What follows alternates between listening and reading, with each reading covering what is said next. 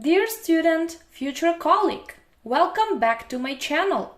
And for those who are new here, I am Dr. Teresa, a general practitioner that once was walking in the exact same shoes as yours. Looking for a solution to your knowledge tasks, you came here as same as I did few years ago.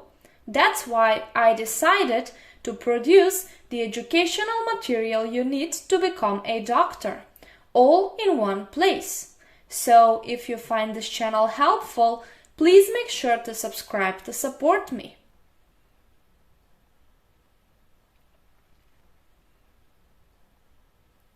In this video, I am going to discuss the rhythm of the heart, what represents a normal rhythm, as well as how to detect if there is any deviation from that normality, in one term known as arrhythmia. Let's start. Arrhythmia simply means an irregular heartbeat. The term arrhythmia literally means without rhythm. However, it is used to denote any abnormal rhythm. To understand arrhythmias, you must first become familiar with the normal electrophysiology of the heart and the electrical conduction system, as well as what a normal rhythm is. If you are new to this, don't worry. You can check the lesson I prepared for you where I explain the electrical conduction system of the heart in detail, and then continue with this lesson. Now let's recap briefly. The parts of the heart's electrical conduction system are the SA node or the sinoatrial node, followed by the conducting branches for the atria, then the atrioventricular node, followed by the bundle of His, immediately bifurcating into right and left bundle branches, and at the end, their subdivisions, the Purkinje fibers. Now let's learn what a normal rhythm is. The criteria for a normal rhythm are a present P wave, every P wave followed by a QRS complex, PP intervals are the same, as well as RR intervals are the same, and at the end, the heart rate is 60 to 100 beats per minute. The cardiac cycle on ECG is shown as a constant pattern of P wave, QRS complex, and a T wave, which covers the contraction and relaxation phases of the heart. Normally, the electrical activity of the heart originates in the SA node. This is the heart's dominant pacemaker. This electrical stimulus generated at the SA node spreads away in all directions and travels down through the conduction pathways for the atria to reach all of the myocytes of the atria. This stimulus is going to depolarize the atria, leading the atria to contract. The depolarization of the atria on ECG will produce a deflection named a P wave. So, the first criterion for a normal rhythm is the presence of a P wave in every cardiac cycle. The next stop is the AV node, the only normal conducting pathway between the atria and the ventricles. The SA node and the AV node are connected with conducting pathways called the internodal pathways. The electrical stimulus generated at the SA node travels down through these pathways to reach the AV node. And at this point, the conduction of the stimulus slows down, producing a brief pause or a brief delay before the depolarization is conducted to the ventricles, enabling the whole volume of blood from the atria to pass to the ventricles. This delay of conduction on ECG gives a flat baseline. So, after every P wave, you expect a flat baseline. These two together actually cover the period of the atrial contraction, that is the atrial systole. Next, upon reaching the ventricular conduction system, the depolarization rapidly shoots again. The ventricular conduction system originates at the His bundle, then immediately bifurcates into the right and left bundle branches, and they divide into tiny subdivisions providing branches for the ventricles.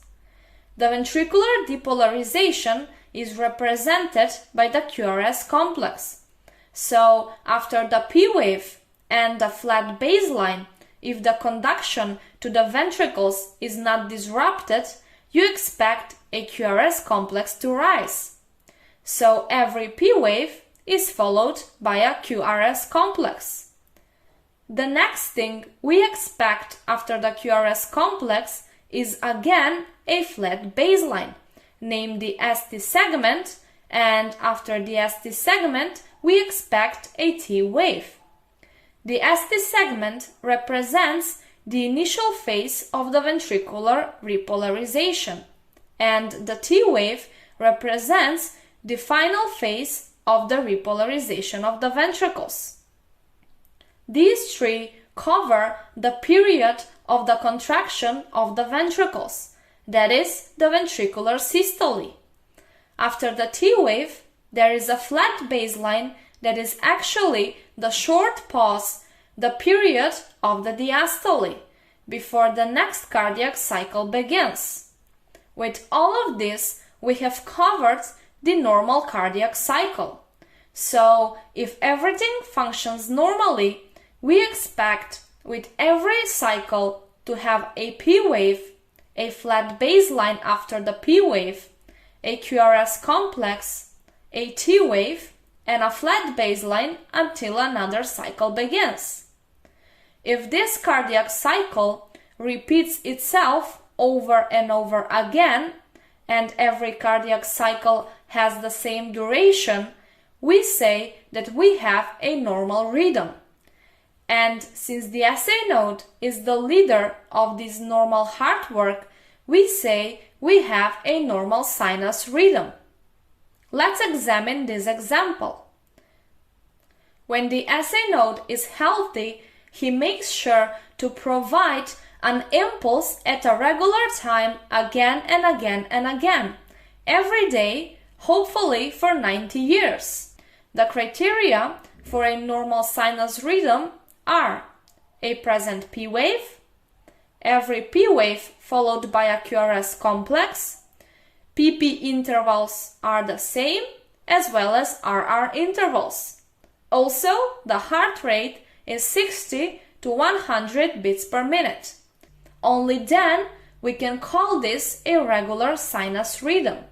So, when the SA node generates impulses at a constant rate of 60 to 100 impulses per minute, producing cycles of equal length, we say that we have a normal regular rhythm that we call a sinus rhythm.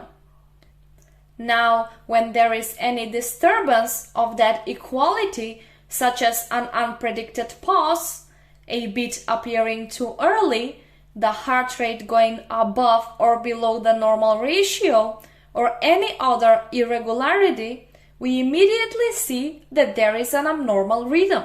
Easy, right? But after you detect that there is abnormality in the rhythm, the next thing you have to do is to detect what kind of arrhythmia we have. We can roughly classify arrhythmias into several categories when reading the ECG. You can use whatever classification you like if it helps you to remember it quicker. For me, that was not the case. It was more confusing to study them in categories than separately. And at this point, I would like to end this lesson. I hope that it was helpful for you, and if yes, please make sure to subscribe to support me. Thank you for watching, and I hope to see you in the next video.